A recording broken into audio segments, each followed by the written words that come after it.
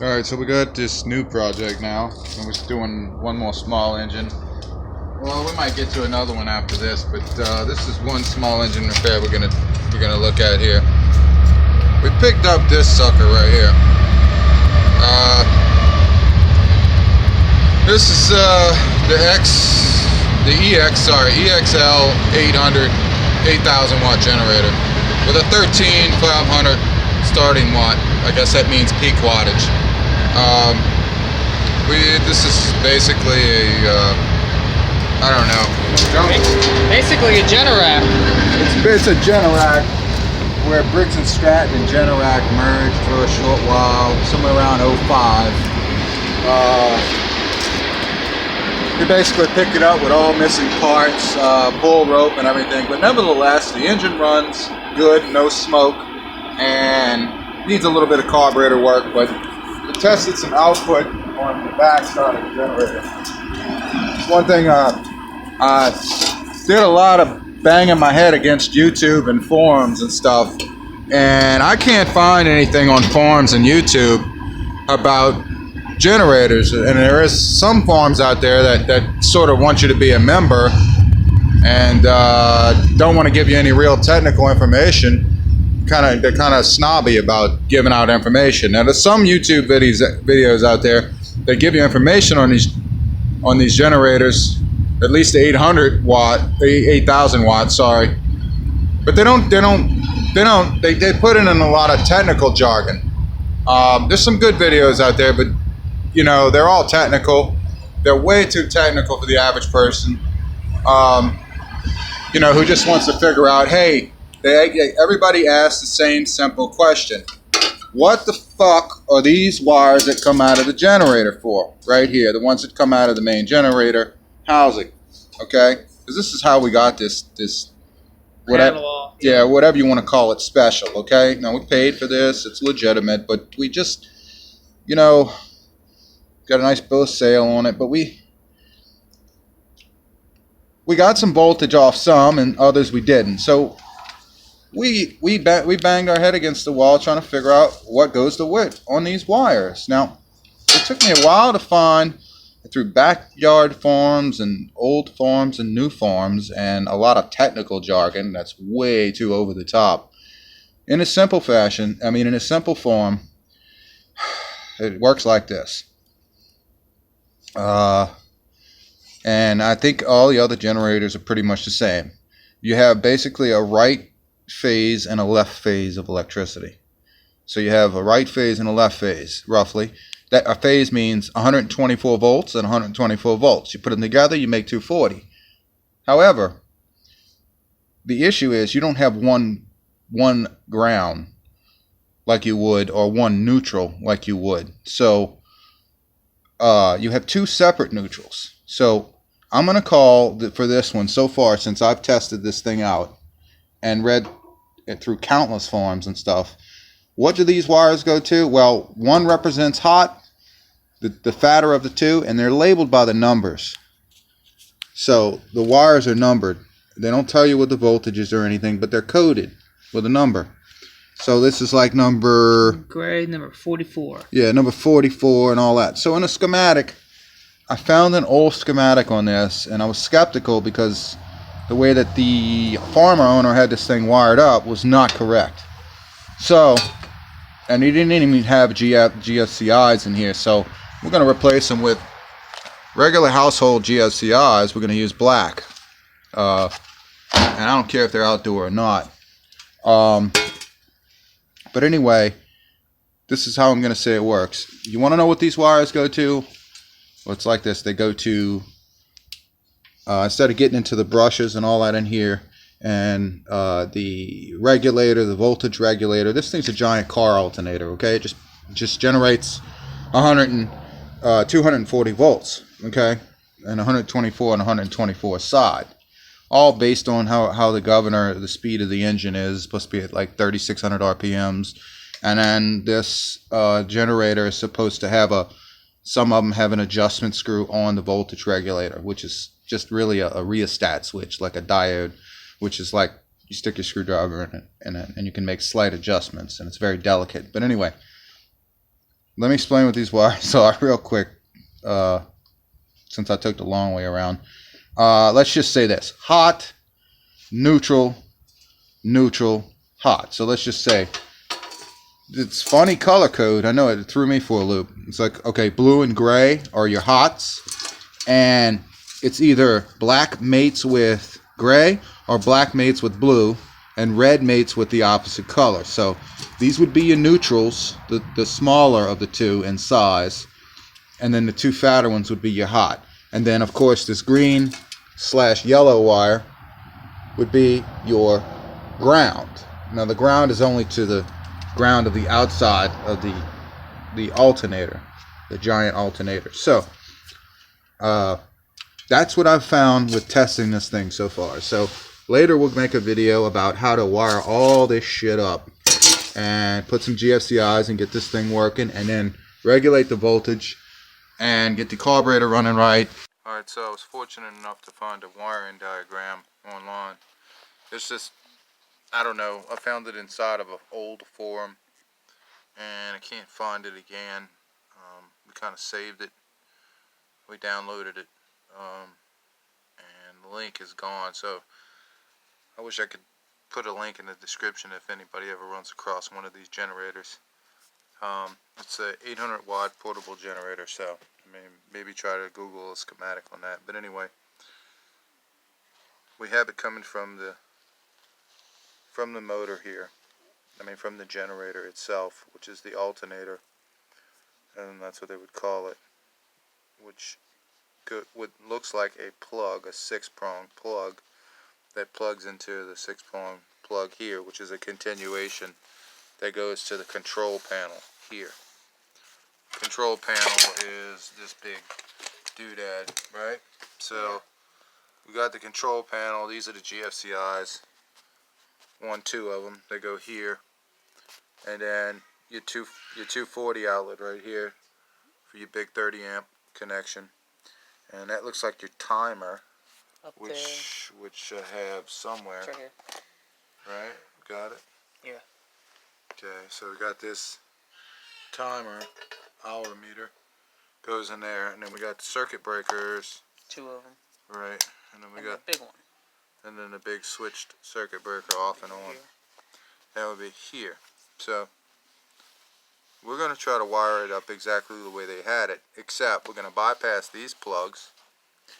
This 6-prong plug labeled 1 through 6, where they plug into each other. Instead, we're going to use butt connectors to butt connect the 4 wires together here. Now I know they have 6 plugs, but we're not using 6. As you can see, as I showed you in the the last frame of the video, there's only 1, 2, 3, 4. Wait, there's 5. Yeah, there's 5 wires right there. So we have 5 wires. This one, 0 is ground, and then your next is 44. I think that's a hot lead. That's a gray, I think. I think it's a gray hot lead. Let's check on the back of here. Yeah, because the actual wires have the codes on them. Right. So codes for your hot lead. I just go by the size. It's a big hot lead, number 44A. There you go. Yeah. And then look, here's another hot lead, which is the blue. 11. Is that 11A? Yeah, it says 11. Okay, and then so 11 is a hot lead. So 44 and 11 are your 2 hot leads. Now 22 is your red. Is red. Now that's your other lead for your neutral. And then there's supposed to be another wire. I think it's a black. I think it's a black. Yeah, we don't have it connected anywhere. But 33. But black is 33. So that's also coming off the alternator. So we're going to start wiring this thing up. First we're going to start with the board portion of it here. We're putting all this together, and we'll show you how we wired that just by the diagram. We're going to leave out 3 components. We're going to leave out this stupid screw down terminal block right here to put screw terminals under. Like hooks, eye hooks or whatever, fork hooks. We're going to leave that out, and we're going to leave out these 2 plugs, like I said. So once we get all this wired up, we're just going to run our 4 wires to here, and we're going to butt connect them directly to the generator alternator, or the alternator, which is the generator, and then we'll have that. We also have another portion of the. It's got the voltage regulator up there. Yeah, but see how it says ETM, 12 volts DC hour meter. Yeah. 11, 22 come together and make 12 volts for some reason. Yeah, one side that says one side of that big circuit breaker 11 comes off of. Yeah, right, but which makes no sense, because how are we going to get 12 volts out of number 11? Number 11 is supposed to be providing what? Number 11 is supposed to be providing 120 from the stator. Right. So there is no internal wiring inside of this generator when I pull the black cover off. No. Or alternator. None. There's no extra wiring that we're missing. There's no prongs for it. There's no nothing. So I'm going to assume this part of the schematic is not exactly right. Now they do tell you here, white. Did we have any white wires? No. No, but there was a white mark. There's a white mark on the back of this 240 plug. It says white or W. Right here. Yeah, it says white right there. Right. Alright, so they have this thing wired up all screwed up. Well, let's so rewire we're going to start over. We're going to do it right. So we're going to pull all this shit out of here. And we'll get back to you in a minute, because this is going to take a while. Setting up our black 20 amp circuit breakers from Home Depot here. Our Leviton circuit breakers. And our GFCIs. I'm sorry, circuit breakers, what the hell. We're setting up a circuit breaker here, trying to get it to stay in. And the rest of our components here, which are, what are these, little circuit breakers? Those are our 120 volt circuit breakers. Right. I mean, primitive is like one hot through and No, interrupts the connection. it's a hot continuum. So hot goes in and comes out and continues on to the. Yeah, they are right there. Right. Those two breakers. Okay. Hot lead. So 2 and 3, CB2 and CB3. Alright, so we're setting those up, making sure they look functional. And the tabs, we bought some stuff from the auto parts store, some 10 gauge connectors, just your standard size. Well, that's butt connectors, terminal connectors, that's your standard size. And we bought some 10 gauge wire, stranded, so this would be equivalent to, or THHN, which is your equivalent to what it was before. AC stranded wire, so you could use.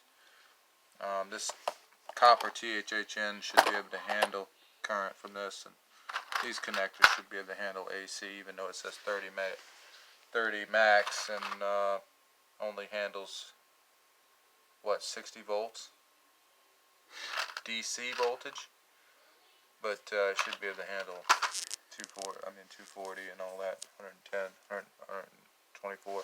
Anyway, so some modifications need to be made on your circuit breakers. You know, of course, you got to lose the screws and get rid of those. And you're gonna have to trim some off right here, so your circuit breaker fits through your hole here, because it's in your way. And you might have to lose, worst case scenario, this tab, which you could pull off pretty easy probably. See? Yeah. Lose that tab so it doesn't stick up in the air too far. Now, do we need to lose the bottom? No. Top we do though. Just the top, right? So we'll cut that off, right? Yeah, we can break that off or bend it back. We can cut it off now because they give you the option to break these. So the splice break line right here. Okay, so we'll get rid of this, and then we'll cut this little loop off that's in our way right here. Yeah. Nobody should use strippers to do that. Use crimpers, linemans, dikes, diagonals. Gotta be politically correct today. I think people still use that term for the, Dike? yeah, actually, I think they still use that term. Why would you want to stick your fingers in a dike, man? Yeah, I guess dike is a vice, right? It's diagonal pliers, hence the name dike. Right. Diagonal. Dike is also the old term, is like a diagonal vice. Oh, okay. Some type of dike. It's like a crimping device. Yeah, that's enough space for that, huh? Yeah. Yeah, that's the actual appropriate term for it. Why it got a derogatory, why it's used for a derogatory term, I don't know. I guess you can use your imagination. So that's how that would go. No. This is just, I'm just showing you a setup. I'm not setting it up yet because we can't get to our screws. We can't get a screwdriver to our screws for each outlet if we put them all in right now. But we're setting it up how it should be and how it'll look when we're finished. Something like that. So it should get pretty close back to factory. Oh, and we did read on this. This is 12 volts. I'm sorry. 24 volts to 277 volts AC and DC voltage. 50 hertz to 60 hertz. So this can handle 24 volts all the way up to 277 volts, which is, I don't know, we're not fooling with a hospital ballast, so that's the last time I've had in an encounter with 277. But anyway, so this is how we're going to set up our little redneck panel, or whatever you want to call it. It's unfortunate that someone had to take all this apart. I mean, I guess they didn't know what they were doing, or they were in a bind. We're trying to get it done quick, so we have to trim our other outlet like this. So we'll copy off of this one. Yeah. Put this over there. We'll cut that off right here. Break our tabs and cut. We'll come back when we start to get it set up a little bit more. Check in. Alright, so we got our thing set up here. The first thing we're going to do is crimp us a terminal on here. Okay. Now this is number 44. This goes straight to the circuit breaker. Come over here. Okay, that goes straight to, this is going to go straight to our whip that goes down to our generator whip that's hanging out with our 5 wires. This is the gray. This is the only time we're going to need to connect to right here. This completes one of our whip lines that are coming out of the generator itself, out of the alternator. So this one can be left alone now. So I decided to use one of the original gray wires here, number 44. And then I'll use some of our automotive wire to run the rest of this stuff here. Okay, so we're going to cut everything else to the same length as this wire so we can hook our whip up and we won't have too much hanging down. And we can still put our panel on and remove it. Alright, so that's intake or line on the circuit breaker, I think. What does it say on the side? Does it say line or anything?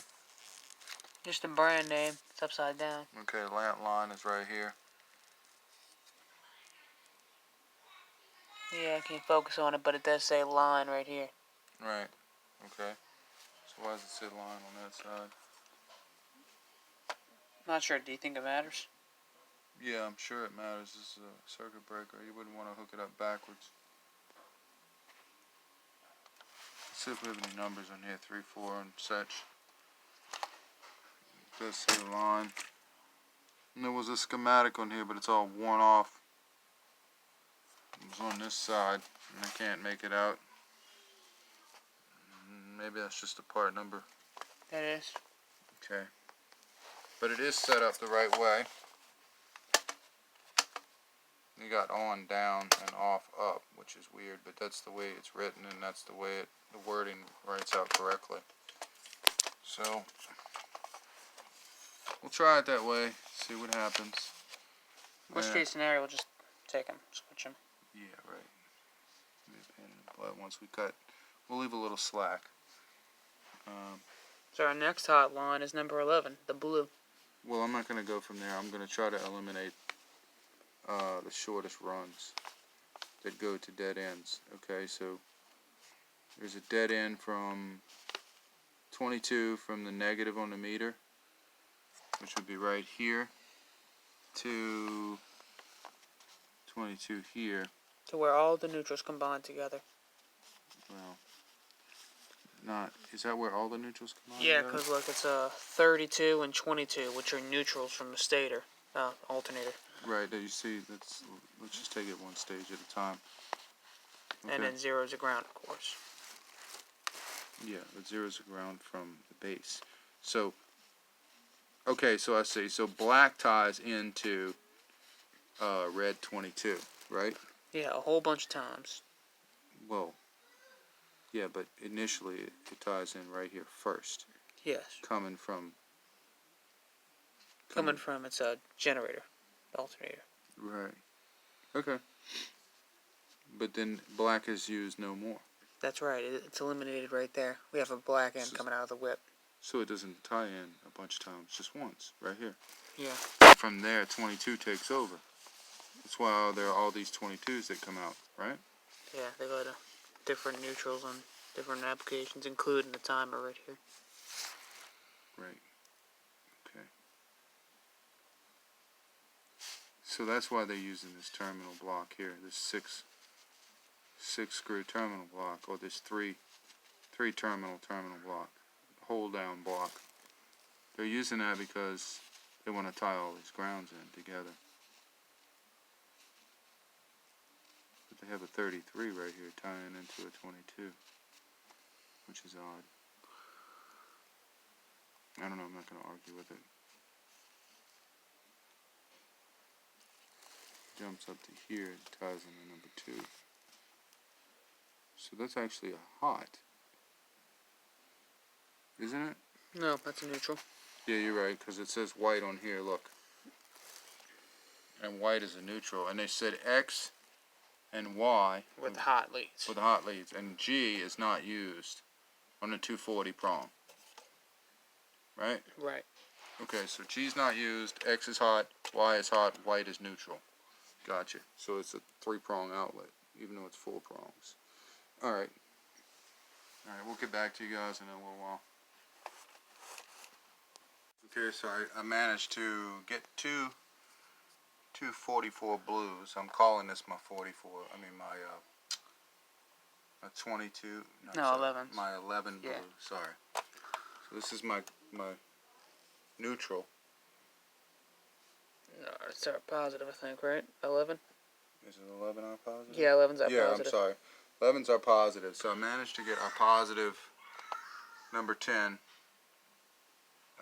stranded copper in right here.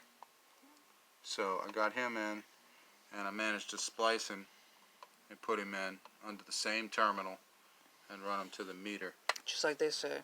Just like, yeah. And so the only purpose this serves is to give a couple of milliamps to the meter. Less than a milliamp. Less than an amp to the meter, to run the meter. And then that's it. And then it serves as the main source to the circuit breaker. Right here. So this is the hot, and this is the hot, right? Yeah. These two are your hot guys. Those are our 240 right there, yes. Right, okay, so this is our 240 coming in, and then we come in later with our neutrals to hook up. And so that would be our 22 right here. Come in with our 22 like we discussed. And then we got to figure out how we're going to tie all these guys together right here, because that's going to be a cluster. Yeah. Cluster of shit. Might need to use a big wire nut. Whatever we got to do to make it look good and safe. Alright. Alright, so we made this line up. Now this is a continuation of gray, what's the number on it again? 44. Gray 44, which is a hot lead. I'm using the wire I have left over, so I'm using red. So I'm not going by color code anymore. I'm kind of deviating from color code. All I'm saying is the next step is to jump straight from your hot over here to Y terminal on your 240 outlet, so I can make this jump. And after I make this jump, I'm going to then jump it back out. I'm not tightening the terminal yet, so I'm just going to leave it in. And then I'm going to jump out of here and make another female terminal to fit on the end of my circuit breaker to start the loop to jump hot. So that's my next step, is to kind of get an idea how much wire I need to go from here to here, give myself some clearance to work. So about right there. Okay. Cut, I'll make up this next. Alright, so I made my next jumper right here. Threw a little electrical tape on it to go to my breaker. That's not my breaker, it's my...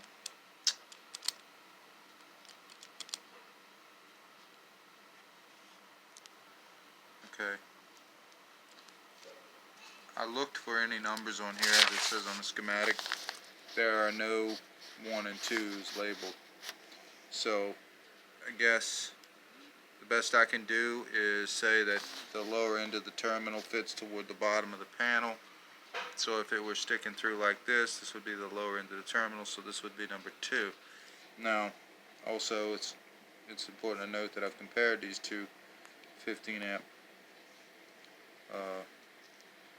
breakers. Look, they have the same part number. Okay, so they're the same surge protector slash breaker slash disconnect.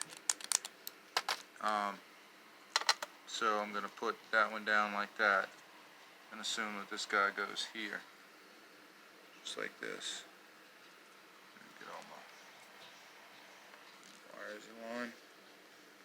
So that guy's going to hook up like that once he's plugged in, but I'm not going to plug him in yet because I still got to fasten this outlet down and all this shit's going to get in my way. So I'm going to set him up and get him ready, and I'm going to tighten down this terminal before anything gets in my way.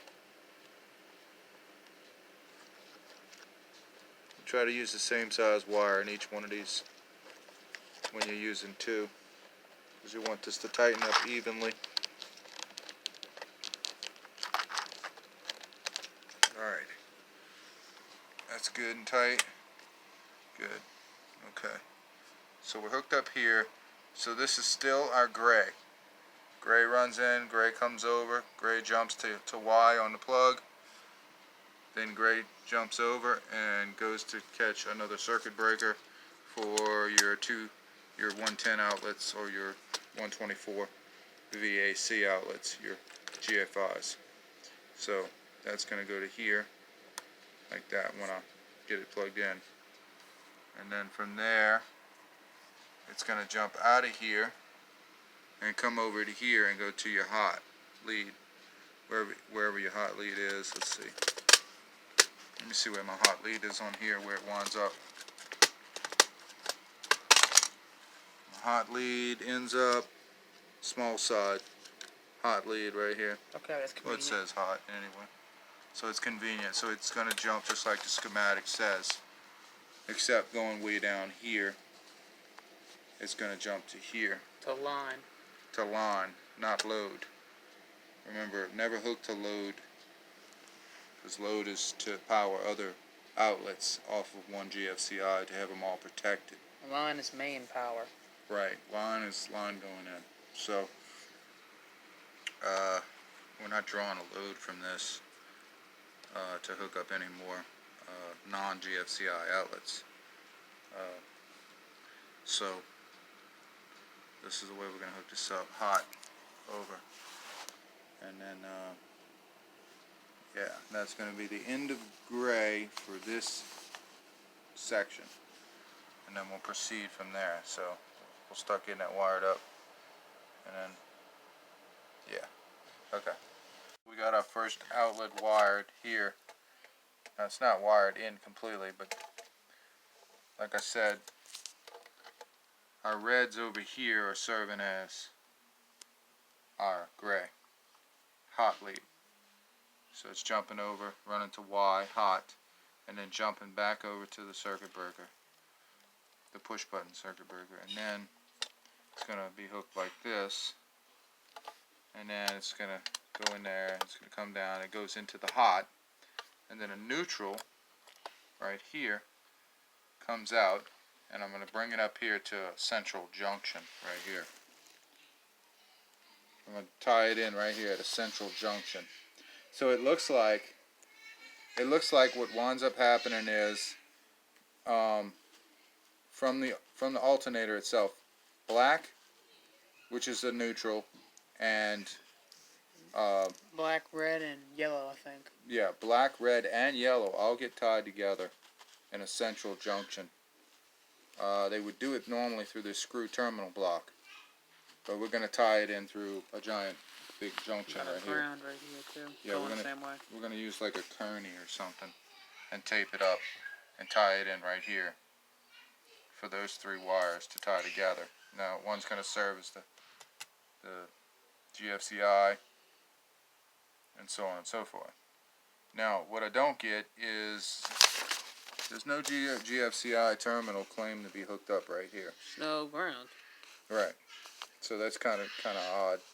I mean, unless this TV block that they're referring to has some kind of resistor or something in it, I don't really see why I can't make a junction. Okay, so we'll get to that in a minute. So we got our GFCI hooked up, we just don't have it put down yet because we need to access these screw terminals right here on the side of our 240 outlet. Probably say what we're doing here, huh? Oh yeah, we're deviating from the norm just a bit. You see how 22 is a ground? 22 is a neutral wire, not a ground. A neutral wire, which is the same as a ground, essentially. So the neutral 22 is going to the meter, the hour counter. So instead of coming all the way down to the central terminal block, which catches all the grounds,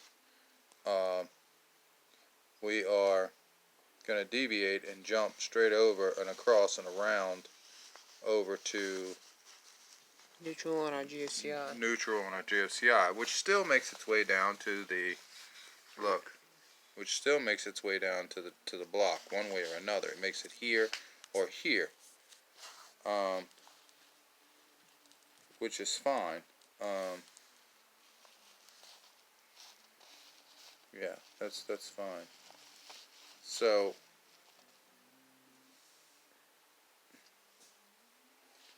the only thing that I'm concerned about is 33. Okay, 33 jumps up here, black, and ties in right here to this 22 central. So it ties to right here. Which ends up going to the terminal here on the 240. Okay, so that's what we'll do. We'll run a line right here for black, just for black, to go right up here. Yeah. Instead of tying black into all of this central stuff, we'll tie it in here. Yeah. Okay. Okay, how's that? That should be good.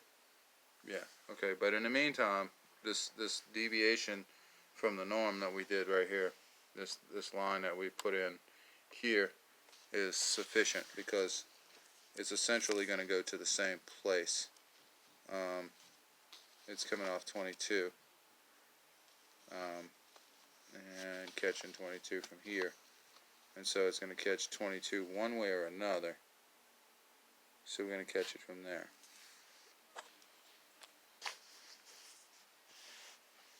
Now, why is 0 going over to this terminal block? Why is it routing from here down to the terminal block? Where at? Should be this wire that we hooked up. Hold on, I'm trying to see something here. Is it back feeding ground? Back down to the block? Backwards through 0? 22 that we jumped to from the counter. Is that what it's doing? It's back feeding? No, almost looks like it's creating a loop. Ground loop. Right. Let's say back feeding, back grounding, whatever. So jumping down, making a loop back around. Kinda is, but Does it matter? Are those 3 terminal blocks separated? These? Yeah, are they separated or are they conjoined together? That's a big question of like, are all the neutrals and grounds combined? Or? I don't know because I don't have this terminal block. And Yeah. this terminal block's probably was on the back of the box that sat on the back of this, and we don't have that. No, we don't. So essentially this back is going to be open, so that's why all this stuff has to be secure down. We don't have the sheet metal covering that goes in the back of this. Yeah. So that's very interesting. So we'll figure it out. I guess let me see. I'm going to say these are separated by insulators. If you look at them real good, they're separated by plastic insulators. You can see that. Yeah. If they are, that's the case. And I've used these many a times for car stereo stuff and different things. Relay boards, and they're always insulated, separated. You can screw them down. Well, that's weird. This is creating a ground loop, but this is already a ground from the armature, from the alternator. Right, but that's a base ground. Yeah. In other words, it's not to any of the windings. Okay, then. So that's the strange part. We did figure out right here, however, why this ground screw isn't grounded. Because if you tighten up the screw on the GFCI, you'll see that it makes connection with the chassis of the GFCI, which would make sense because it would make ground with the chassis of this. So essentially all you need is one grounded to the chassis, and then it'll jump over and ground itself. That's why there's not an extra jumper wire jumping over. So that's why they're not using this. So you just want to make sure that your ground screw is tight.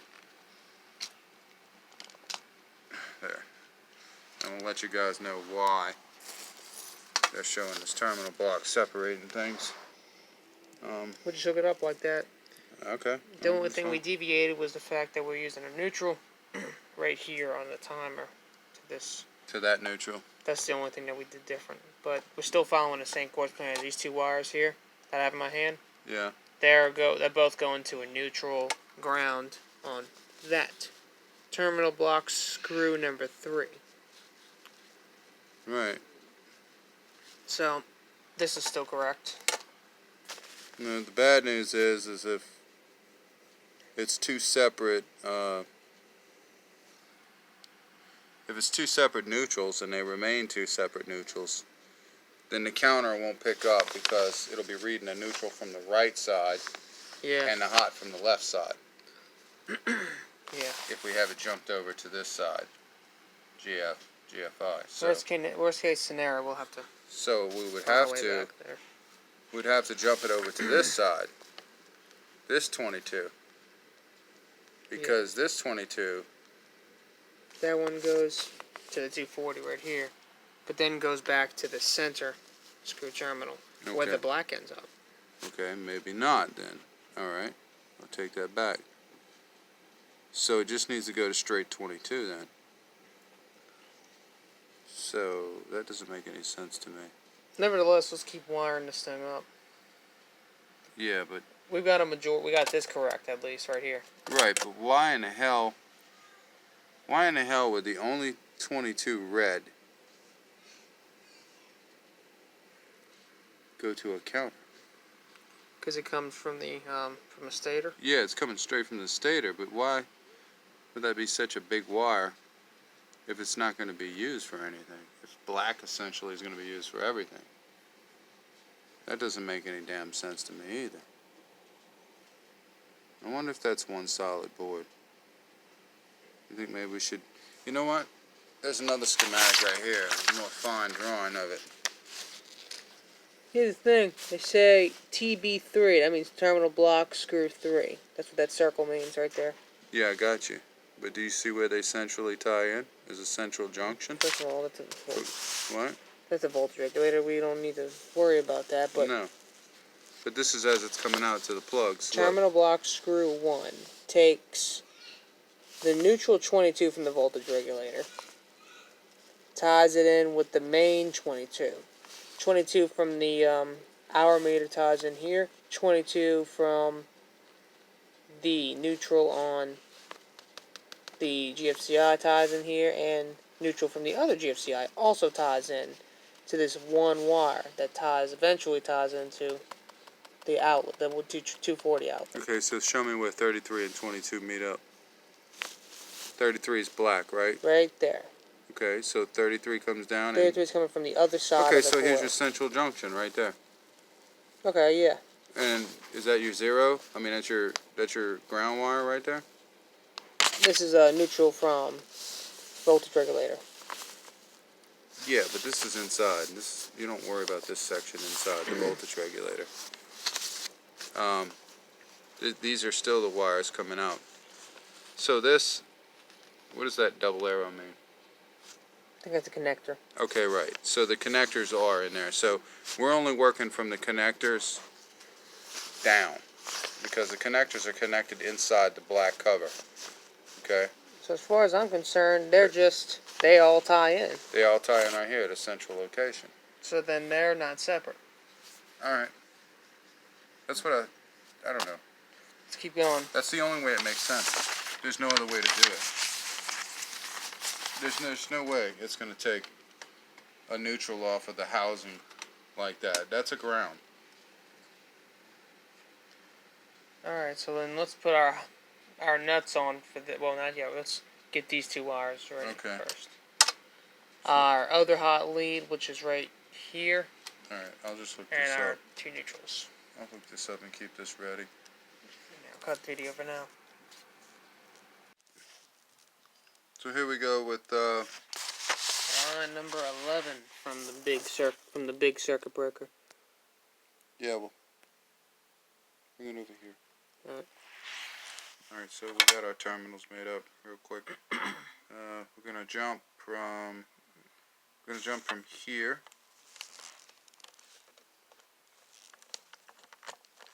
Alright, that's our circuit breaker. I'm gonna cross over with our other circuit. This is our hot circuit now to X on our 240 outlet. See, our 240 outlet serves as a sort of a junction. I got it. Tell you what, let's go underneath this red lawn. Okay. It sucks because I can't screw any of these outlets down, because if you try to screw all these outlets down, you can't access the screws. The only one you can keep down is a 240 outlet. Okay, so this is X. This is our other hot. So these are our 240 hots. X and Y.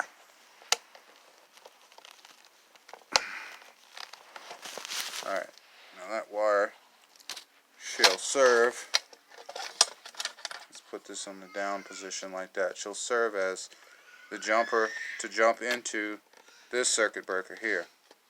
Like that. Okay? And then from there, that jumps to the hot on the next GFCI. Right.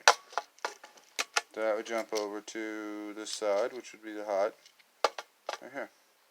And the neutral goes, funny where neutral goes, that neutral goes to right here on the 240 plug. That's easy enough. And then another jumper wire comes from this 240 neutral side and goes to the terminal block down there somewhere. Alright.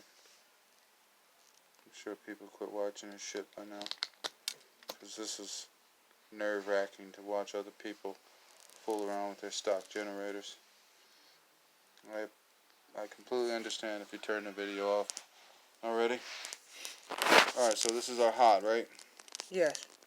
Okay, and it's going to go to here, right? Yes. So it's a little bitty jumper. Alright? Yes, it is. Alright, you can kill it. Alright, so we got our 3 leads here that are going to jump out and reach our 3, we're going to make a little junction right here. Those are our neutrals and grounds. Right. And our ground. That grounds the, I guess it grounds from here to the base, and then jumps over and grounds the base here. and the whole base, but it's already ground in the base, so it doesn't make much sense. That's the way it's going to serve. And we got our 2 hot leads here. Right, your 2 hot leads. So, black. How many wires do we have coming out of the generator? We have 5 coming out of the generator. Yeah, what are they? 2 hots, 2 neutrals, and a ground. Okay, so the 2 neutrals essentially tie together, right? Yes. So the black and the blue? Black and the red. Black and the red. Yes. Black and the red, which is weird. Why they would use red, I don't know. Black and the red on a generator tie together, and they would tie to this and this, along with the green and yellow. Yes, which we also have on there. Right. And then your other 2 are properly color-coded here, is that right? That's right, yes. That's They your are 2 properly hots. color-coded. Okay, so that's your 2 hots. Now the only concern we have with this at all, from my standpoint, is we're backfeeding our breaker. We might have to take these 2 and switch them with these 2 at a later time, if we have to, and not backfeed this breaker, because there's line written right here.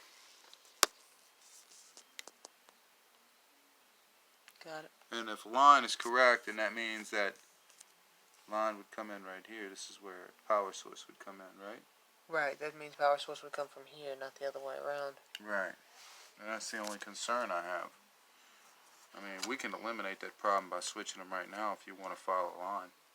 Nah, we can see if that works. No, let's do it now. Because if this thing is saying line is right here, then I want to do it. I want to get it out of the way. I don't want to do it once it's bolted on the machine. Okay. Right? Yeah, it's easy enough to switch it. And what? This over here? Yep. I got enough room? Okay. And then switch the other. And then these 2, right? Yeah. Okay, so they'll go in the top, come out the bottom.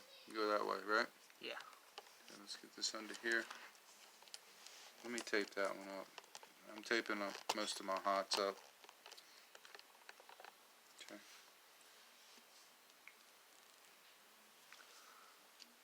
The only reason I use this gray wire is because it's the only one that I have that's gray. It kind of gives me a cheat head start on a color code when I go to hook it up. I mean, I could have marked these wires with a permanent marker, but we'll put lines on them. Okay, so that would go there, right? Yes. Just like that. Let's show the front. Oh yeah. What, the fancy part? Yeah, that's good. Yeah. I gotta keep that down. How did we have that? That's fine. I got a zip tie on it.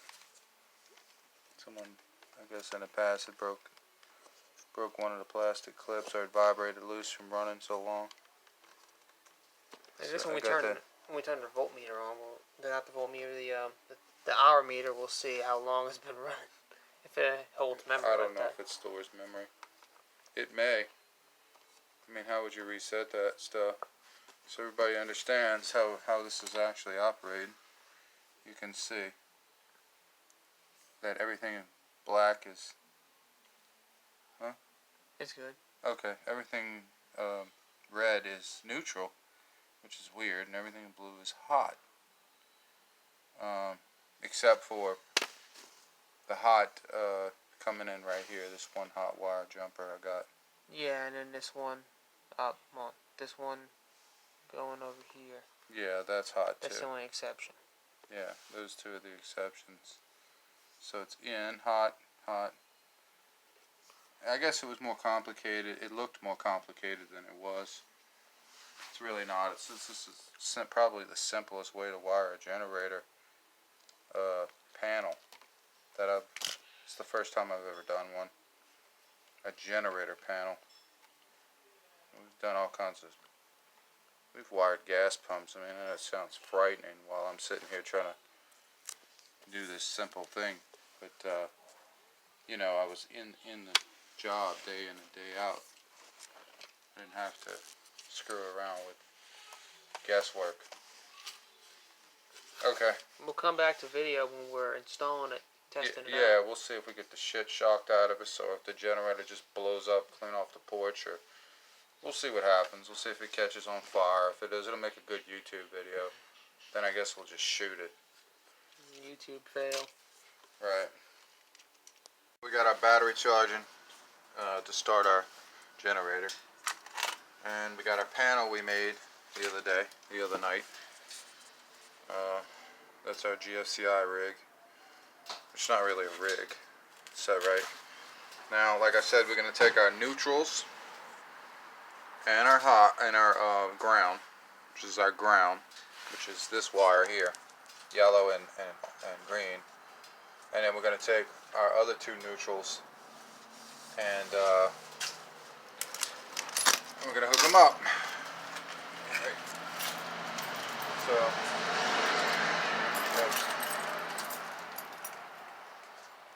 here. Alright. So, we're going to pretty much match. Every neutral. Yeah, we're going to take all of our neutrals and our ground, and we're going to hook them up to one base, like we saw kind of where the schematic went. So, neutral, black, neutral, red, and ground. Do we have the wiggy on us?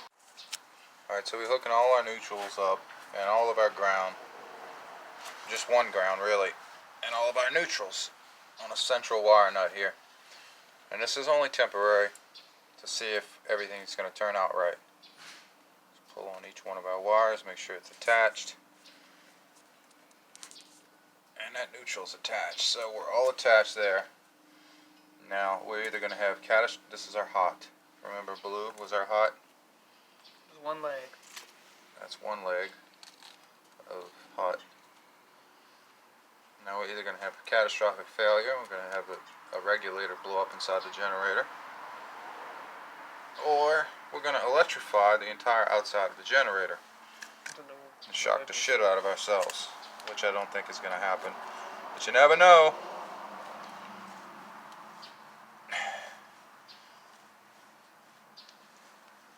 So please do this at your own risk. Don't come back on YouTube and say, the guy told me to do it and did it.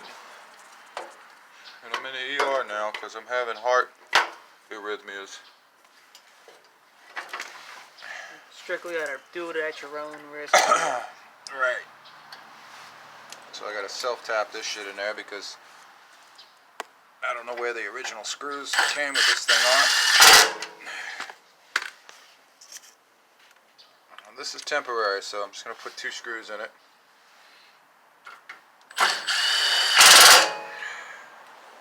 See if we get something here. Let me put this shit behind here. Okay. A hair dryer that pulls about 1,800 watts. 1,800 watts, is that what that hairdryer pulls? 1875. They don't say how much amperage it pulls. Yeah, it should be around 6 amps or so. I could be wrong. Now I need my wiggy to see if it's going to electrify me, turn me into toast. You ready? Hold on, I'll leave my circuit breaker on the off position. I'm only going to touch it with insulated Kleins strippers to turn it on, the circuit breaker. So let's see what's going on. Let's start this thing up. It's going to run like shit because the carburetor needs to be rebuilt or the new one needs to be installed. So it'll stay running for the most part. Go ahead. Let's start up.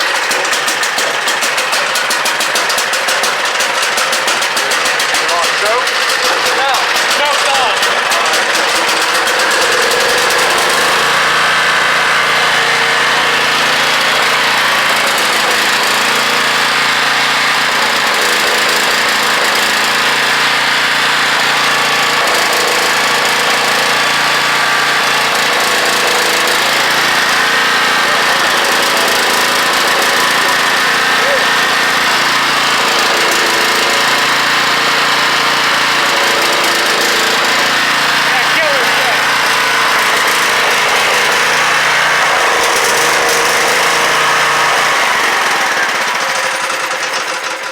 That didn't work out so well, did it? No, it didn't. We just electrified the whole frame. Huh? We just electrified the whole frame somehow. What is it, still hot? That's impossible. Yeah, it might be bullshit, right?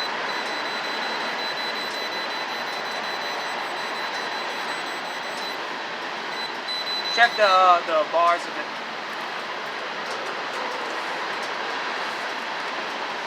Is that the only reason why? It might be the only reason why. Let's try starting it up again, huh? Hold up. It might be because this battery charger was plugged in and my Wiggy's sensitive and it's picking up this. Yeah, it's 19 volts DC. Yeah, well they sold us a shitty charger. It's supposed to only be 12 volts or 14 volts. Well, it's China for you. Well, it charges quick, I guess. 12 volt battery. There we go. Alright, let's try starting it back up. Let's see what we Right get. mode. Here we go.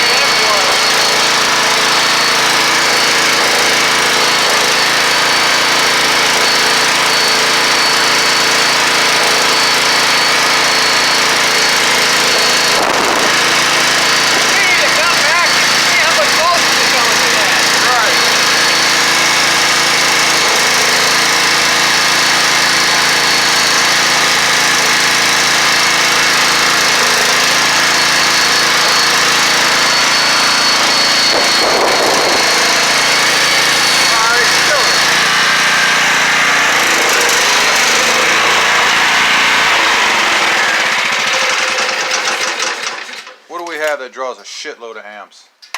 Miter saw, 15 amps. Do we give a shit about it if it blows up? It's our only miter saw. I don't want it anyway. It didn't like worn out. It's 10 years old, yeah. Yeah, it's time to get another one. Get the Hitachi and let's plug it in. Alright. Alright, so we got a 15 amp Hitachi. How many amps is it? 15 amps, 1520 watts. So it draws a 15 amp load? Apparently so. Alright, let's try a 10-inch miter saw. Let's see if this generator can handle it or this surge protector is going to kick in or whatnot. That's a 20 amp GFCI. It should be able to handle it. Yeah, but not the circuit breaker. The circuit breakers are 15 amps each. Oh, crap. Okay, well, let's see. So we can push it right to the limit and see what happens. You ready? Let's do this. It's in run? Okay. There we go. Let's start up first.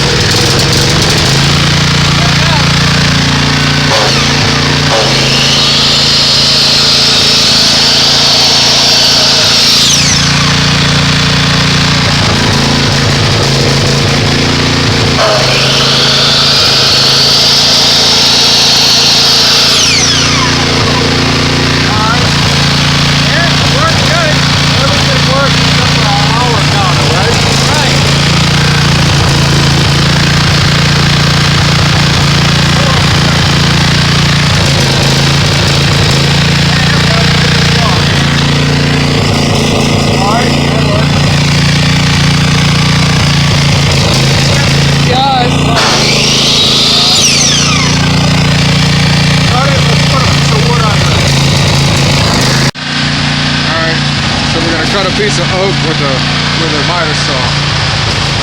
Solid oak pallet board. Yeah, always have proper cutting these.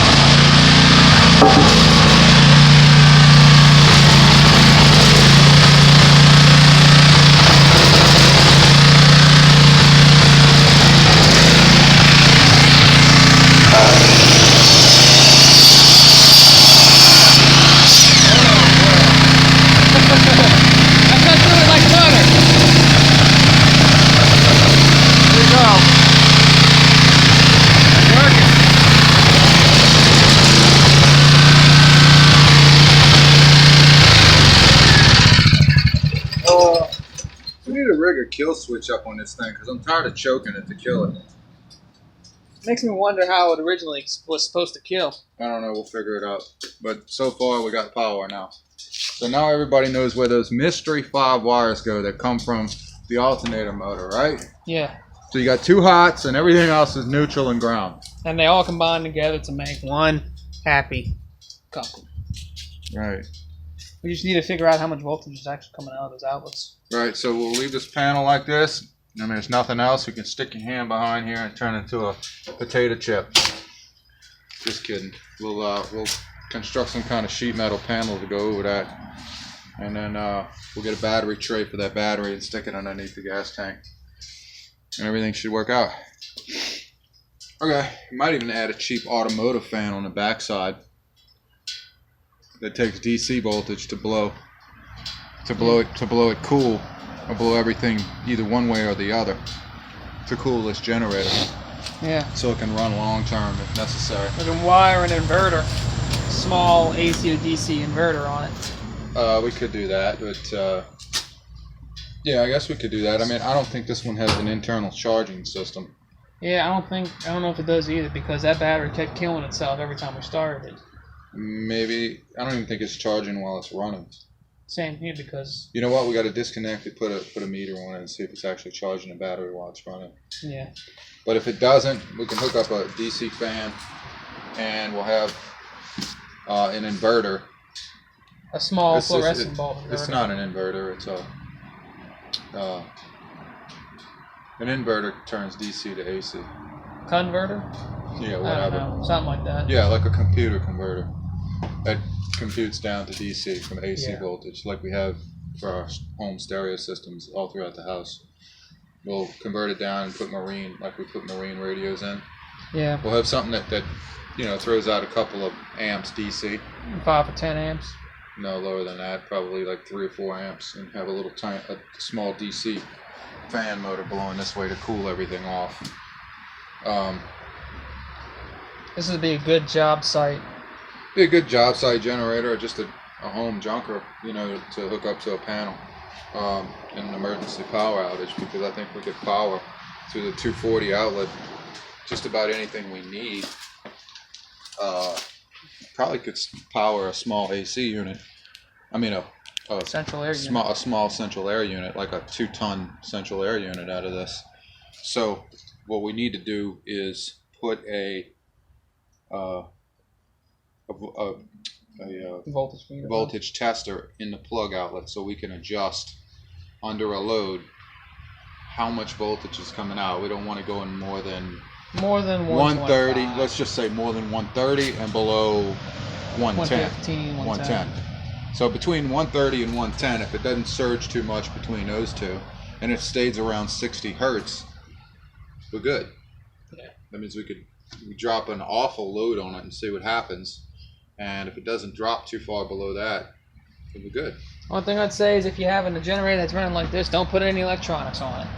That's it. Yeah, because this thing is not really stable. I mean, its voltage is probably going way up. I mean, the other day when I was screwing around with the wiring, I blew a 500 watt halogen light out, a painter's light.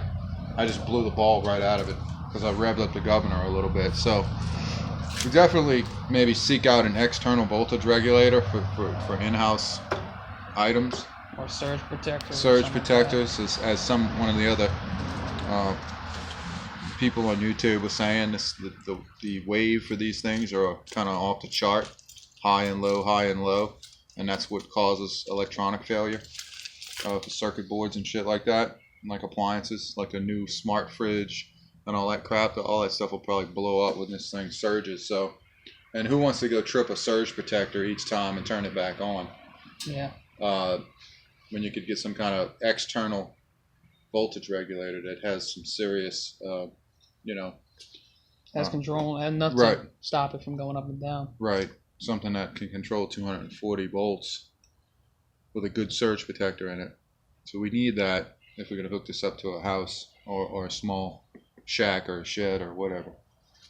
But if you're just running light bulbs and shit like that, and stupid shit like primitive refrigerators without really any electronics in it, I think it'd be alright. A washer and dryer without a control board in it, an old primitive washer and dryer where everything's knob. Right. Primitive water heater. Especially the small 120-volt water heaters. Yeah, I don't know what it would do with a big element, 2-element electric hot water heater. I don't know if it'd even power that. It should, but I don't know, man. Anyway, this is supposed to be 8,000, and 1350 jump up. So that's a starting wattage. That means if something pulls a temp load on it, it should handle 1350. 1300. I'm sorry. Yeah. Yeah, 13,500. That's what I meant. So it should handle that, and we'll see. I mean, the next step is see if it powers that 1960s compressor over there with that big 240 volt motor on it. See if it turns that thing. What kind of compressor is that? It's an Ingersoll Rand. An Ingersoll Rand from the 60s. 1961. Yeah. Yeah, and it still works. So might actually see if this generator powers that. That'd be pretty cool. Anyway. That's it.